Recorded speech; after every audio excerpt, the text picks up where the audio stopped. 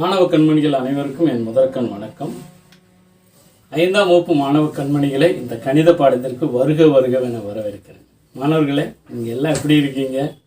உங்கள் எல்லோரும் நீங்கள் சந்தோஷமாக இருக்கீங்க. இந்த கணித பாடத்தை ரொம்ப ஆர்வமாக போடுறீங்கன்னு உங்களோட பதில்களை வச்சு நாங்கள் பார்க்குறோம். மாணவர்களே, எங்களுக்கு ரொம்ப சந்தோஷமாக இருக்குது. மாணவர்களே, இந்த பங்கு வைத்தல் பாடத்தோட தொடர்ச்சி தான் மாணவர்களே இன்றைக்கி நம்ம பார்க்குறது. பங்கு வைத்தல், அதாவது வகுத்தல். பங்கு வைத்தல் என்ன அப்படிங்கிறத ஒரு தடவை நம்ம நினைவு கூறிட்டு இந்த பாடத்துக்குள்ளே, இன்றைய பாடத்துக்குள்ளே போகலாம். சரியா மாணவர்களே? ஒரு கூட்டத்தை ஒரே மாதிரியான சிறு கூட்டங்களாக பங்கு வைக்கும் செயலை நம்ம என்ன செஞ்சோம்? வகுத்தல்னு சொன்னோம். நல்லா கவனிங்க மாணவர்களே.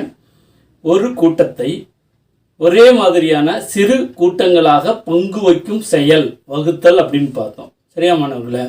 இப்போ இந்த வகுத்தலை, இந்த பங்கு வைத்தலை எளிமையாக்குறதுக்கு நம்ம கடந்த வகுப்பில் பார்த்தீங்கன்னா பல்லாங்குழி அப்படிங்கிற ஒரு விளையாட்டு சாதனத்தை நம்ம என்ன செஞ்சிருந்தோம்? பங்கு வைத்தலுக்கு பயன்படுத்தணும். மாணவர்கள் ரொம்ப உற்சாகமாக, மாணவர்கள் சில பேர் அந்த கணக்குகளை பல்லாங்குழி வச்சு பயன்படுத்தி செய்திருந்தாங்க. நீங்களும் செய்திருப்பீங்க. ரொம்ப அருமையாக அந்த பல்லாங்குழியை பயன்படுத்தி பங்கு வைச்சோம். இன்றைக்கு வகுப்பில் என்னன்னு மாணவர்களே, நமக்கு எது கிடைச்சாலும் அதை நம்ம கற்றல் துணைக்கருவியாக பயன்படுத்தும் போது நம்ம கணிதம் ரொம்ப எளிமையாகுங்கிறத உங்களுக்கு சொல்லிக்கிற மாணவர்களே. தீக்குச்சி, இந்த தீக்குச்சியை இன்னைக்கு ஒரு கற்றல் துணைக்கருவியாக எடுத்து நம்ம கணக்கு போட போகிறோம் மாணவர்களே. இந்த தீக்குச்சியின் மூலமாக எந்த கணக்கு போடலாம்னு பார்க்குறீங்களா? 37ஆம் பக்கம் இருக்க கணக்கு வாசிக்கிறேன், அதை பாருங்கள். புத்தகம் வழங்குதல். ஒரு பள்ளியில் 5 வகுப்பறைகளுக்கு வழங்குவதற்காக 735 நோட்டு புத்தகங்கள் வாங்கப்பட்டுள்ளன. இவற்றை 5 வகுப்பறைகளுக்கும் சமமாக பங்கு வைக்க தீர்மானிக்கப்பட்டது. ஒவ்வொரு வகுப்பிற்கும் எத்தனை நோட்டு புத்தகங்கள் கிடைக்கும்? நல்ல கவனிங்க மாணவர்களே. கணக்கு எப்பயுமே ஒரு தடவைக்கு 2 தடவை வாசிக்கணும். ஒரு பள்ளியில் 5 வகுப்பறைகளுக்கும் வழங்குவதற்காக 735 நோட்டு புத்தகங்கள் வாங்கப்பட்டுள்ளன. இவற்றை 5 வகுப்பறைகளுக்கும் சமமாக பங்கு வைக்க தீர்மானிக்கப்பட்டது. ஒவ்வொரு வகுப்பிற்கும் எத்தனை நோட்டு புத்தகங்கள் கிடைக்கும்? நல்ல கவனிங்க மாணவர்களே. இந்த 735 அப்படிங்கிற மொத்த நோட்டு புக்கை 5 வகுப்பறைகளுக்கு பங்கு வைக்கணும். இதை நம்ம இன்னைக்கு பயன்படுத்துகிற கற்றல் துணைக்கருவி என்ன எடுத்திருக்குன்னு சொன்னேன்? தீக்குச்சி. இந்த தீக்குச்சியின் மூலமாக தீக்குச்சிகளை வச்சுக்கிட்டு எப்படி இந்த வகுப்பறைகளுக்கு 5 வகுப்பறைகளுக்கும் பங்கு வைக்கிறது அப்படிங்கிறத பார்க்கலாமா மாணவர்களே? பாருங்க மாணவர்களே, இன்னைக்கு நம்ம பயன்படுத்தக்கூடிய கற்றல் துணைக்கருவி என்ன அப்படின்னு பார்த்தீங்கன்னா இந்த தீக்குச்சி தான் மாணவர்களே. இந்த தீக்குச்சியை வச்சு நம்ம எப்படி இந்த கற்றலை எளிதாக்குறது அப்படின்னு பார்க்கலாம். இந்த வகுத்தல் கணக்கை எப்படி போடலாம். இன்னைக்கு நமக்கு கிடைச்சிருக்கிறது என்ன அப்படின்னு பார்த்தீங்கன்னா 735 நோட்டு புஸ்தகங்களை 5 பேருக்கு எப்படி பங்கு வைக்கலாம்? நல்லா கவனிங்க மாணவர்களே. 735 5 பேருக்கு எப்படி பங்கு வைக்கலாம்? இந்த வகுத்தல் கணக்கை எப்படி இந்த தீக்குச்சியின் மூலமாக நம்ம போடலாம் அப்படின்னு கவனமாக கவனிங்க மாணவர்களே. இப்போ இந்த தீக்குச்சியெல்லாம் பார்த்தீங்கன்னா இதெல்லாம் பார்த்தீங்கன்னா தனித்தனியாக இருக்குது. அப்போ இந்த தனித்தனியாக இருக்கிறதெல்லாம் நம்ம ஒன்றுகளாகவும், நல்லா கவனிங்க மாணவர்களே, இந்த தனித்தனியாக இருக்க ஒவ்வொரு தீக்குச்சியும் ஒன்றுகளாகவும் வச்சுருக்கேன். இந்த ஒன்றுகளை எல்லாம் என்ன செய்யுதுன்னு பாருங்க. 1 2 3 4 5 6 7 8 9 10. ஒரு தடவைக்கு நம்ம 2 தடவை எண்ணிக்கணும் மாணவர்களே. 2 1 2 3 4 5 6 7 8 9. நல்லா கவனிங்க. 2 4 6 8 10. 2 4 6 8 10. 10 தீக்குச்சியை அப்படியே ஒன்றா வச்சுட்டேன். நல்லா பாருங்க. 10 தீக்குச்சியை ஒரு ரப்பர் பேண்ட் போட்டு நம்ம ஒன்றாக்கிட்டோம். நல்லா கவனிங்க மாணவர்களே. இப்போ இதுக்கெல்லாம் ஒன்றுகளாக இருந்துச்சு, இது ஒரு 10 ஆயிடுச்சு. சரிங்களா? இப்போ இங்கே இருக்கிறது பூரா பார்த்தீங்கன்னா இதே மாதிரி 10களாக இருக்குது. எல்லாமே ஒரு 10கள் தனித்தனியாக இருக்குது. இப்போ இந்த 10களை பூரா நான் என்ன பண்ணுறேன்னு பாருங்கள். 1 2 3 4 5 6 7 8 9 10 10களை ஒன்றா சேர்த்துட்டேன். நல்லா கவனிங்க. இப்போ 10 10களை ஒன்றா சேர்த்தா எவ்வளோ வருதுன்னு பார்ப்போம். 10, 20, 30, 40, 50, 60, 70, 80, 90, 100. எல்லா கவனிமானங்களே 10 ஒன்றுகள் சேரும்போது ஒரு 10 கிடைச்சிச்சு. 10 10கள் சேரும்போது பாருங்க ஒரு 100 கிடைச்சிச்சு. சரியா மாணவர்களே? இப்போ இந்த வகுத்தல் கணக்கு இது ரொம்ப முக்கியம். எப்படின்னு பார்த்தீங்கன்னா 10 ஒன்றுகளை நம்ம ஒன்றா சேர்க்கும் போது ஒரு 10 கிடைச்சிச்சு. 10 10களை ஒன்றா சேர்க்கும் போது பாருங்க ஒரு 100 கிடைச்சு. நல்லா கவனிங்க. இது ஒன்றுகள், இங்கே கிடைக்கிறதெல்லாம் 10கள், இங்கே இருக்கிறதெல்லாம் பாருங்க 100கள். சரிங்களா? இதெல்லாம் 100, 100ஓட கட்டு. இதெல்லாம் 10களோட கட்டு. இதுகெல்லாம் ஒன்றுகள். இப்போ இதை வச்சுட்டு நம்ம இந்த கணக்கு எப்படி செய்யலாம் அப்படின்னு பாருங்க. நமக்கு கொடுத்துருக்க புஸ்தகங்களோட எண்ணிக்கை பார்த்தீங்கன்னா 735. 5 மாணவர்களுக்கு 5 வகுப்புகளுக்கு பங்கு வைக்கணும். முதல்ல நீங்கள் என்ன செய்யணும், இந்த 735 நல்லா கவனிக்க மாணவர்களே, ஒன்றுகளாகவும் 100களாகவும் நம்பரில் எப்படி பிரிக்கலாம்னு பாருங்க. 1 1 10 100. அப்போ எத்தனை 100 இருக்கு? 700. 3 10 30. 5 ஒன்றுகள். இப்போ நம்ம இதை பிரிச்சிட்டோம். சரிங்களா? இதை தான் இங்கே வச்சிருக்கேன். அப்போ நல்லா கவனிக்க மாணவர்களே, இப்போ எத்தனை 100 எடுக்கணும்? 700 இருக்கு. 700. இப்போ 7 கட்டு எடுக்கிறேன் சார். பாருங்க 1 2 3 4 5 6 7 100. நல்லா பாருங்க, கவனமா பாருங்க. இப்போ இங்கே இருக்கிறத பாருங்க, இதை பார்த்தாவே தெரியும். 735 7 100களாகவும் 3 10கள் 30ஆகவும் 5 ஒன்றுகளாகவும் பிரிச்சிருக்கு. இப்போ நமக்கு தேவை 700. 100 200 300 400 500 600 700. சரிங்களா? இது நமக்கு தேவையில்லை. சரிங்களா? அடுத்து எத்தனை 10கள்? 3 10கள் வரும். ஒரு 10, 2 10, 3 10 எடுத்திருக்கேன். சரியா மாணவர்களே? 3 10 எடுத்துட்டேன். அடுத்து இது நமக்கு தேவையில்லை. எத்தனை ஒன்றுகள் வேணும் அப்படின்னு பார்த்தீங்கன்னா, எத்தனை ஒன்றுகள் பாருங்க, நமக்கு தேவையானது எத்தனை ஒன்றுகள்? 5 ஒன்றுகள் எடுக்கிறேன். 1 2 3 4 5 ஒன்றுகள் எடுத்திருக்கேன். இதை வச்சு நம்ம எப்படி இந்த கணக்கு போடலாம் அப்படின்னு பாருங்க.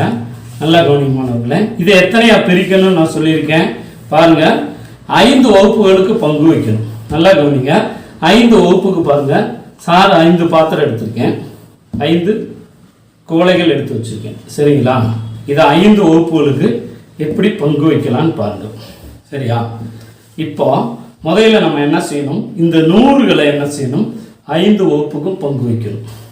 100களை பாருங்க, ஒரு 100 ஒரு 100 போடுறேன்.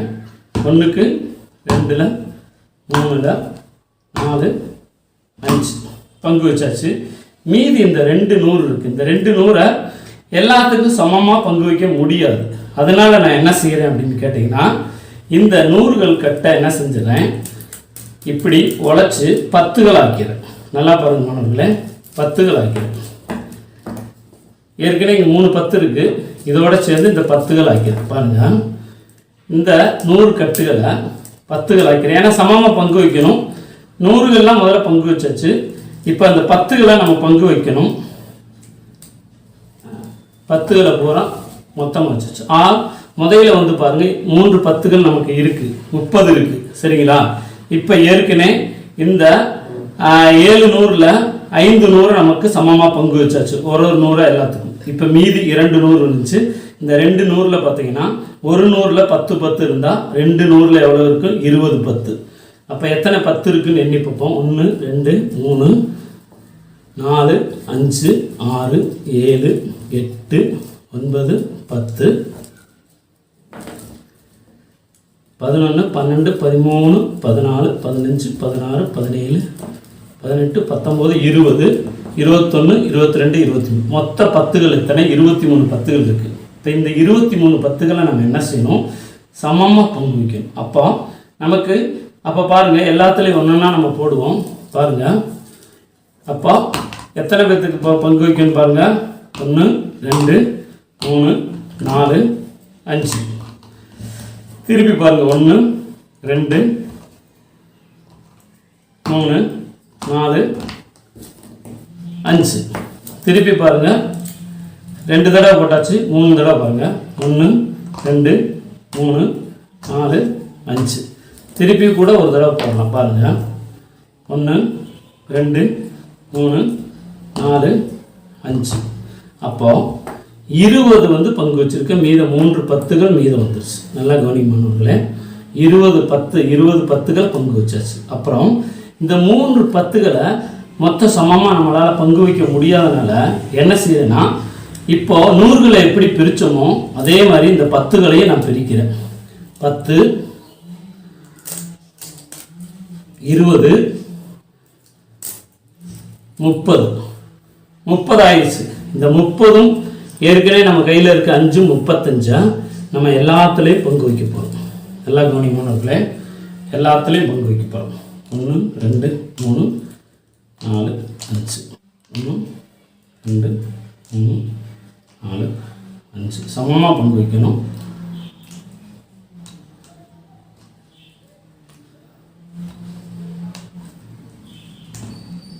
சரி, இப்போ நமக்கு இதெல்லாம் ஒரு வகுப்பு, இது ஒரு வகுப்பு, இது ஒரு வகுப்பு, இது ஒரு வகுப்பு, இது ஒரு வகுப்பு, இது ஒரு வகுப்பு.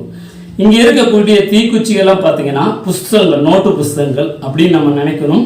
ஏன்னா நோட்டு புஸ்தகங்களுக்கு பதிலாக தான் நம்ம வந்து இந்த தீக்குச்சிகளை பயன்படுத்தியிருக்கோம்.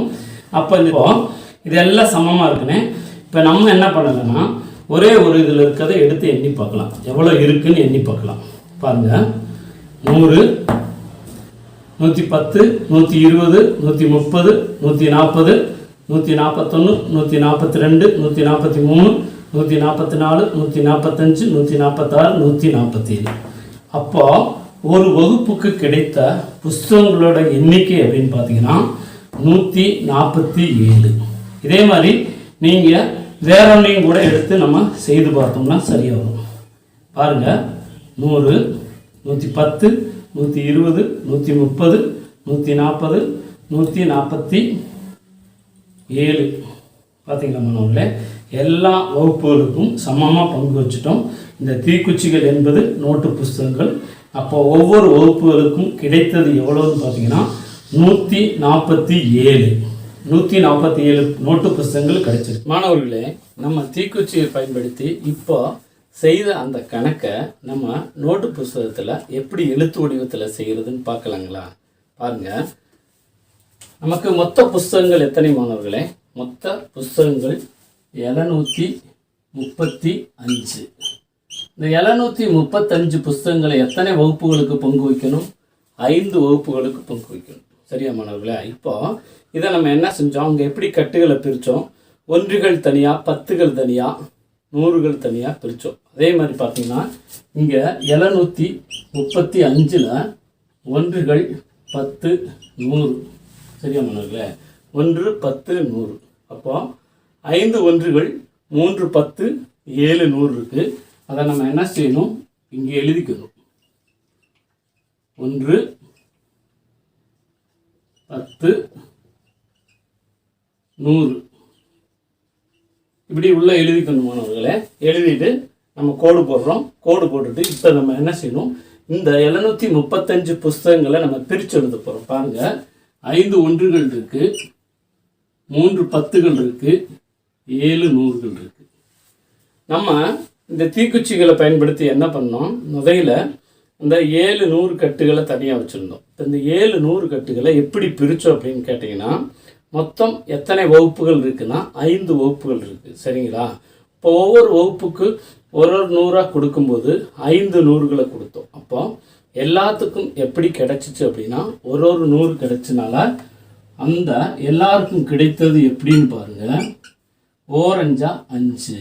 இப்போ எல்லாருக்கும் ஒரு தடவை கொடுக்கும்போது பார்த்தீங்கன்னா 5 100 எல்லாத்துக்கும் பங்கு வச்சோம். 5 100த்தை பங்கு வச்சோம். அப்போது இந்த 7 100ல் 5 100 போயிடுச்சுன்னா பாருங்கள், 7 100ல் 5 100 போயிடுச்சுன்னா மீதம் பார்த்தீங்கன்னா 2 100. சரியா மாணவர்களே? முதல்ல 7 100 எடுத்தோம். அதில் எல்லா குரூப்புக்குமே அப்படி எல்லா வகுப்புக்குமே பங்கு வச்சோம். ஒவ்வொருத்தருக்கும் ஒவ்வொரு 100 கொடுத்தோம். மீதம் வரும்போது 2 100 நம்ம செய்து பார்க்கும்போது வந்துச்சு. இங்கேயும் பாருங்கள், 7 100ல் 5 100 போச்சுன்னா மீதம் 2 100. இப்போ என்ன பண்ணலாம், இதை எல்லா வகுப்புகளுக்கும் பங்கு வைக்க முடியாதனால நம்ம என்ன செய்கிறோம், இந்த 10 கீழே கொண்டு வரோம். 3 10கள் இருக்குது, கொண்டு வந்துட்டோம்.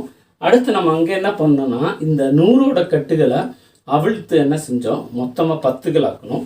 அதே மாதிரி பாருங்கள், இந்த 2 100ங்கிறத ஒரு 100ல் 10 10 இருக்குன்னு நம்ம பார்த்தோம்.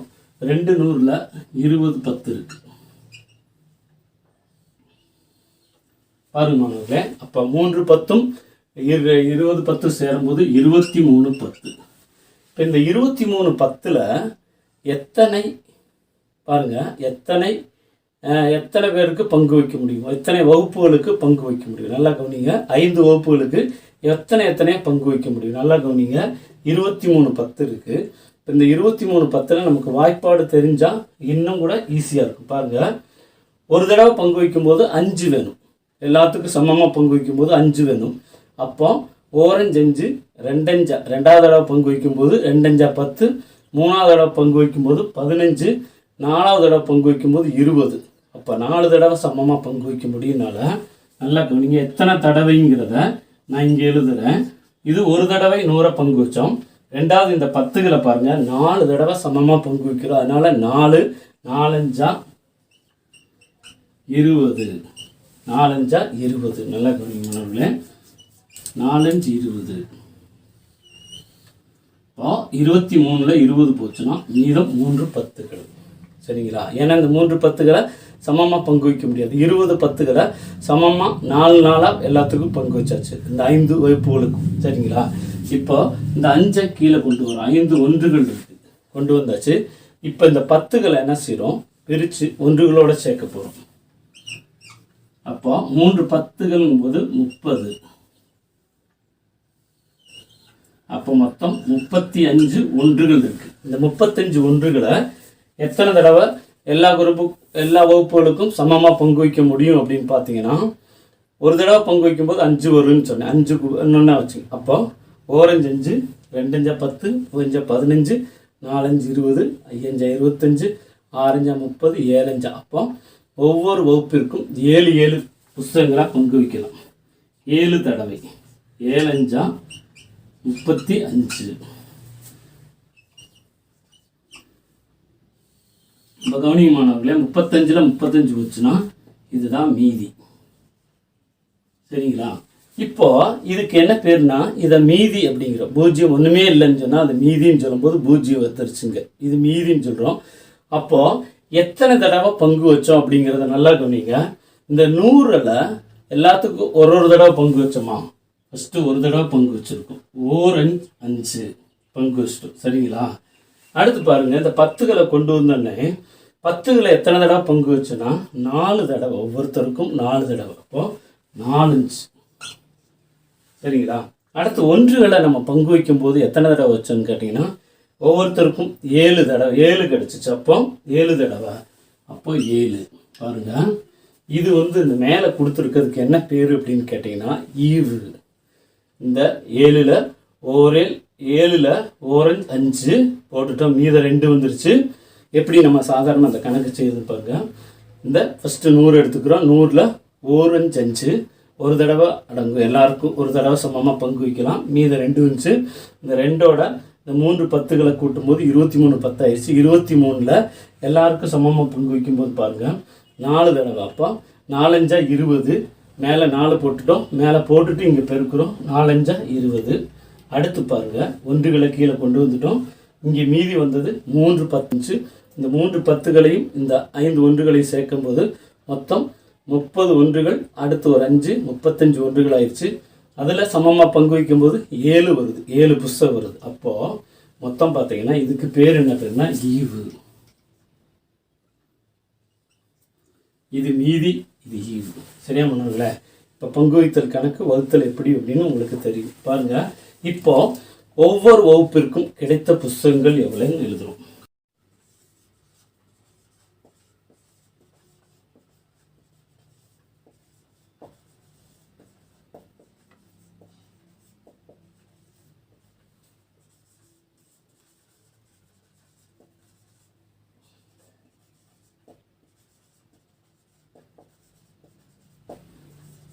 எவ்வளோனா 147.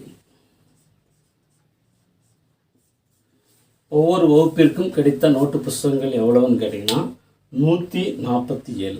என்ன மாணவர்களே, உங்களுக்கு புரிஞ்சா இன்னொரு கணக்கு செய்யலாங்களா? சரி மாணவர்களே, நம்ம பாட புஸ்தகத்தில் 40ஆம் பக்கம் இருக்கக்கூடிய பயிற்சி கணக்கில் முதல் கணக்கு பாருங்கள் மாணவர்களே. சாரு வாசிக்கிற நீங்கள் நல்லா கவனிங்க. ராஜு, ரஹீம், பென்னி இவர்கள் ஒன்றாக செய்த வேலைக்கு கூலியாக மொத்தம் 960 ரூபாய் கிடைத்தது. சமமாக பங்கு வைக்கும் போது ஒவ்வொருவருக்கும் எத்தனை ரூபாய் கிடைக்கும்? மாணவர்களே, கணக்கு ஒரு தடவைக்கு 2 தடவை வாசிங்க. ராஜு, ரஹீம், பென்னி இவர்கள் ஒன்றாக செய்த வேலைக்கு கூலியாக மொத்தம் 960 ரூபாய் கிடைத்தது. சமமாக பங்கு வைக்கும் போது ஒவ்வொருவருக்கும் எத்தனை ரூபாய் கிடைக்கும்? மாணவர்களே, இந்த கணக்கை இந்த நம்ம கையில் இருக்கக்கூடிய இந்த கற்றல் சாதனம், இந்த தீக்குச்சியை பயன்படுத்தி எப்படி பிரிக்கலாம் அப்படிங்கிறத பார்க்கலாம் மாணவர்களே, நம்ம கணக்கில் பார்த்தீங்கன்னா இப்போ இந்த 40ஆம் பக்கம் இருக்கக்கூடிய இந்த முதல் கணக்கில் பாருங்கள், மொத்த ரூபாய் எவ்வளோன்னு கேட்டிங்கன்னா 960 ரூபாயை நல்லா கவனிக்க மாணவர்களே, இந்த 3 பேருக்கு பங்கு வைக்கணும். சரியா மாணவர்களே, இந்த 960 நம்ம பிரிக்கணும்னா முதல்ல இந்த இருக்க நம்பரை நம்ம என்ன செய்யணும், இப்போ 1களாகவும் 10களாகவும் 100களாகவும் பிரிக்கணும். இங்கே 1கள் இல்லாதனால நான் என்ன செய்கிறேன், 10ஆ 100ஆக பிரிச்சிருக்கேன். பாருங்கள், 6 10 பாருங்கள், 1 2 நல்லா கவனிக்க மாணவர்களே, 1 2 3 4 5 6 10ஆக பிரிச்சிட்டேன். அடுத்து 9 100களாக பிரிச்சிருக்கேன். 1 2 3 4 5 6 7 8 9 100 இருக்குது. இப்போது இது இந்த ரூபாய்க்கு பதிலாக நம்ம இங்கே என்ன எடுத்திருக்கோம் அப்படின்னு பார்த்தீங்கன்னா, தீக்குச்சிகளை வாக்கு வச்சுருக்கோம். ஒவ்வொரு தீக்குச்சியும் ஒவ்வொரு ரூபாய். சரியா? அப்போ இங்கே இருக்குது 100ஓட கட்டு. சரிங்களா? அப்போ இங்கே 100 ரூபாய், இது 100 ரூபாய், இதெல்லாம் 100 ரூபாய். அப்போ இங்கே 900 ரூபாய் இருக்குது, இங்கே 60 ரூபாய் இருக்குது. இதை எத்தனை பேர்த்துக்கு பங்கு வைக்கணும்னு பார்த்தீங்கன்னா 3 பேருக்கு பங்கு வைக்கணும். நல்லா கவனிமானவர்களே, 3 பேருக்கு பங்கு வைக்கணும். இப்போ முதல்ல என்ன செய்யலாம், நம்ம 100ஓட கட்டை எடுத்து 3 பேருக்கு சமமாக பங்கு வைக்கலாம். நல்லா கவனிமானவர்களே, 100 எடுக்கிறோம். ஒரு 100 எல்லாத்துக்கும் ஆளுக்கு ஒரு பங்கு வைக்கிறேன். அடுத்து ஒரு 100 எடுக்கிறேன். பாருங்கள், எல்லாத்துக்கும் சமமாக பங்கு வைக்கிறேன். அடுத்து ஒரு 100 எடுக்கிறேன். பாருங்கள், எல்லாத்துக்கும் 100 100ஆக பங்கு வைக்கிறேன். அப்போது 100களை எத்தனை தடவை பங்கு வைக்க முடிஞ்சுன்னு பார்த்தீங்கன்னா 1 3 3 2 3 6 3 3 9. இப்போ நமக்கு தெரிய வேண்டியது என்னன்னு கேட்டிங்கன்னா, 3 பேருக்கு பங்கு வைக்கணும்னா 3ஆம் வாய்ப்பாடு நமக்கு சொல்லணும். பார்த்தீங்கன்னா 1 3 3 2 3 6 3 3 9. 3 பேர்த்துக்கு 3 தடவை பங்கு வச்சாச்சு. சரியா மாணவர்களே? 3 3 3 தடவை பங்கு வச்சாச்சு. சரிங்களா? அடுத்து பாருங்கள், இந்த 60 இருக்குது. 60 பார்த்தீங்கன்னா இப்போ 3ஆம் வாய்ப்பாடு பாருங்கள், ஒவ்வொரு ஆளுக்கு எத்தனை பங்கு வைக்கலான்னு பாருங்கள். 2 பாருங்கள். அடுத்து இன்னொரு ஆளுக்கு 2. 3ஆக பிரிக்கும் போது பாருங்கள், 6 3ஆக பிரித்தோம்னா பாருங்கள், 3 பேர்த்துக்கு பங்கு வைக்கணும்னா 2 2 அவர் தான். இப்போ ஒரு ஆளுக்கு 2 வைக்கலாம், இன்னொரு ஆளுக்கு 2 வைக்கிறோம். இப்போ பாருங்கள், 3ஆம் வாய்ப்பாடு 6ல் எத்தனை 3 இருக்குன்னா 1 3 3 2 3 6. அப்போ ஒவ்வொருத்தருக்கும் 2 2 கிடைக்கும். அப்போது இப்போ இதை தனியாக எடுத்து ஒரு ஆளுக்கு எவ்வளோ கிடச்சிருக்குன்னு பார்த்தா 100 200 300 320 மாணவர்களே. இப்போ இதே மாதிரி எல்லாத்துக்கும் தனியாக கிடச்சிருக்கு. பாருங்கள், 100 200 300 320. இங்கே பாருங்கள், 100 200 300 320. அப்போ இந்த 960 ரூபாயை இந்த 3 பேருக்கு சமமாக பங்கு வச்சா ஒரு ஆளுக்கு எவ்வளோ கிடைக்குன்னா 320 ரூபாய். இதை நம்ம அடுத்து நம்ம எப்படி எழுத்து வடிவத்தில் கொண்டு வரலான்னு சொல்லி இப்போ பார்க்கலாங்களா? பாருங்கள் மாணவர்களே, இப்போ நம்ம செய்த கணக்கு இருக்குது பார்த்தீங்களா, தீக்குச்சிகளை பயன்படுத்தி எப்படி பிரித்தோம் அந்த ரூபாயை 3 பேருக்கு எப்படி சமமாக வருது அப்படின்னு பார்த்தோம் பார்த்தீங்களா. இந்த கணக்கை எப்படி நம்ம நோட்டு புஸ்தகத்தில் எழுதலாம் அப்படின்னு பாருங்கள். மொத்தம் இந்த 3 பேரும் வேலைக்கு கிடைத்த கூலி எவ்வளோ அப்படின்னு பார்த்தீங்கன்னா 960. இது எத்தனை பேர்த்துக்கு பங்கு வைக்கணும்னா 3 பேருக்கு பங்கு வைக்கணும் மாணவர்களே. அப்போ 3ஆ பிரிக்கணும், 3ஆல் வகுக்கணும். சரிங்களா? இப்போது இதில் நல்லா கவனிங்க, இந்த 960ல் 1 10 100 நம்ம பிரிக்கணும். சரிங்களா? 1கள் இல்லை, 10 100. பாருங்கள், 1களுக்கு நமக்கு என்ன கொடுத்துருக்காங்கன்னா 0. சரிங்களா? அடுத்து 10 அடுத்து 100. கவனிங்க மாணவர்களே, 1கள் 0, 10கள் 6 10 இருக்குது, 100கள் 9 100 இருக்குது. இந்த 3 பேருக்குமே கிடைச்ச கூலி 960 ரூபா. இந்த 60 ரூபாயை 960 ரூபாயை 3 பேருக்கும் சமமாக பங்கு வைக்கணும். அப்போ நம்ம அந்த தீக்குச்சி கட்டுகள் எப்படின்னா 10களின் 100களை மாத்திரம் எடுத்தோம். ஏன்னா 1கள் இல்லாதனால 10கள் 100கள் எடுத்து பிரித்தோம். இதை எப்படி செய்யலாம் அப்படின்னா, முதல்ல 100களை எடுத்துக்கிறோம், 100ஓட கட்டு எடுத்துக்கிறோம். இங்கே தீக்குச்சியெல்லாம் ரூபாய்கள், சரிங்களா? இப்போது இந்த 9 100 எடுத்தால் இவங்களுக்கு சமமாக பங்கு வைக்கணும்.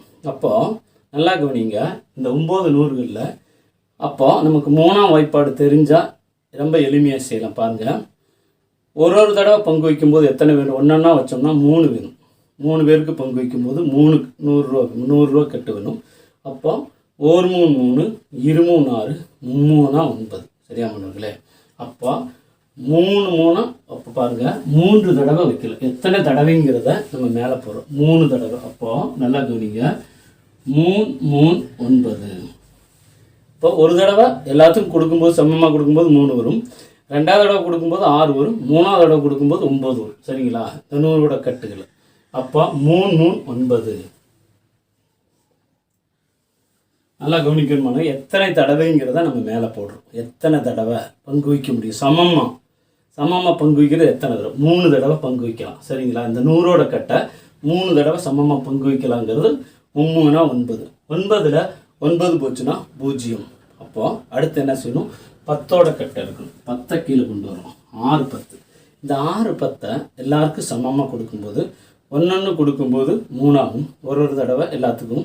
இப்போ 2 தடவை கொடுக்கும்போது 6 ஆகும். சரிங்களா? அப்போ 2 தடவை. இப்போ 2 தடவைங்கிறத 2 இங்கே போடணும் நம்மளே. நல்லா பாருங்கள், 2 3 6. இப்போ 2 3 6ங்கிறத இங்கே போட்டுட்டு இப்போ இதை நீங்கள் என்ன செய்யணும்? கழிக்கணும். பெருக்கி வந்த விடையே நீங்கள் கழிக்கணும். அப்போது 6ல் 6 போச்சுன்னா மீதம் 0. சரிங்களா? 0 போட வேண்டாம். கடைசியில் ஒரு ஸ்தானம் இருக்கிறதுனால இப்போ 1கள் நமக்கு இல்லாதனால 0த்தை இறக்கிட்டோம். எந்த ஒரு வகுத்தலில் நீங்கள் எந்த ஒரு நம்பரை மேலேருந்து நீங்கள் கீழே கொண்டு வந்தாலும் அந்த எண்ணை ஒன்றும் செய்ய முடியல அப்படின்னு சொன்னால் அதுக்கு பதிலாக நீங்கள் மேலே 0 போடணும். அதுக்கு பதிலாக நீங்கள் என்ன பண்ணணும்? 0 போடணும் மாணவர்களே. எந்த ஒரு நம்பர் 1ஆக இருக்கட்டும் 2ஆக இருக்கட்டும், மேலேருந்து நீங்கள் கீழே கொண்டு வந்துட்டு அதை ஒன்றுமே செய்ய முடியலன்னா மேலே 0 போடணும். ஏன்னா இங்கே ஒன்றும் செய்யலைன்றது 0 போடுறோம். இப்போது அந்த 3 பேர் ராஜு, ரஹீம், பென்னி, இந்த 3 பேருக்கும் சமமாக பங்கு வைக்கும்போது ஒவ்வொருவருக்கும் கிடைத்திருக்கும்.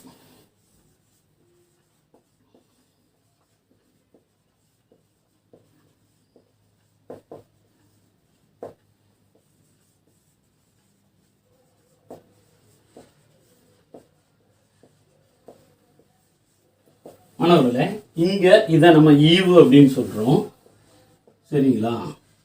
இதை மீதி அப்படின்னு சொல்கிறோம். சரிங்களா? மீதி 0. ஈவு எவ்வளோனா 320 ரூபாய்.